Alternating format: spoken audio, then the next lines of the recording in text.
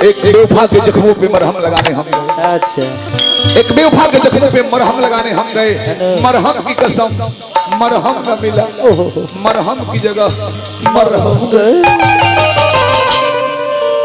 तू पछुआ ए जान दुनिया गम तो देती है और कोई मजबूरी नहीं होती। दुनिया गम तो देती है और कोई मजबूरी नहीं होती। आज अब से दूर हूँ तो क्या हुआ, आज अब से दूर हूँ तो क्या हुआ, दूर रहकर मोहब्बत कम तो नहीं होती। नहीं ऐसा मत कहो, मोहब्बत दूर हो तो ठीक रहेला। कबो कबो छोटे लाल माता हुआ खिसियाला कबे न बुझाए लागल। नजदीक कैला गरम हो जाला। कोई धोई माटी भोई तहरा चल अब पराह जाइब हो हाथ मलते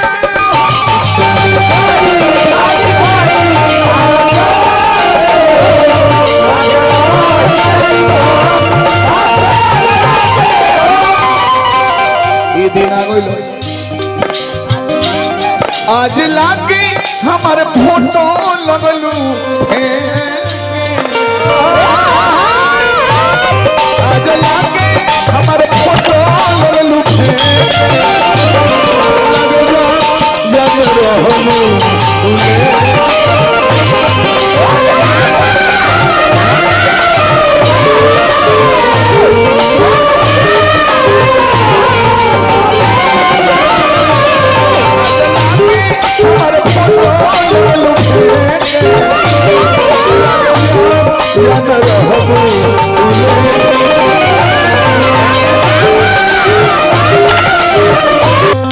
मेरे मजार पे दीपक जलाने आए प्रदीपक बुझा के चले गए। मेरे मजार पे दीपक जलाने आए प्रदीपक बुझा के चले गए। इतने बेदर्द सनम निकले कि दीपक का तेल भी अपने सर पे लगा के चले गए। इस दिल की जज्बात भी बड़ी अजीब होती है। इस दिल की जज्बात भी बड़ी अजीब होती है कि इसे खुशी बड़ी नसीब से मिलती है। किसी और के पास आने से खुशी हो चाहे ना हो, किसी और के पास आने से खुशी हो चाहे ना हो, पर आपके दूर जाने से तकलीफ बड़ी होती है। दूर कौनो बात ना। ओ माय गॉड ए सांप से डराए के नहीं थे।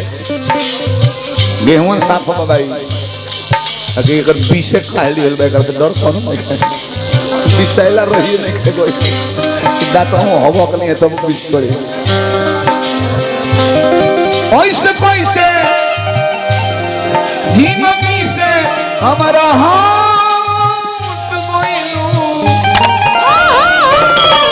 बोला बोला बेवफा कैसे पट गइलू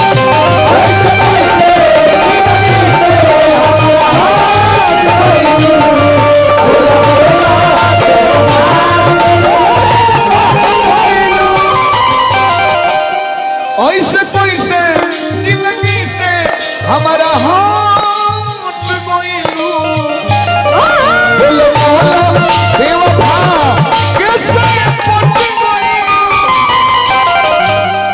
हमके छोड़ी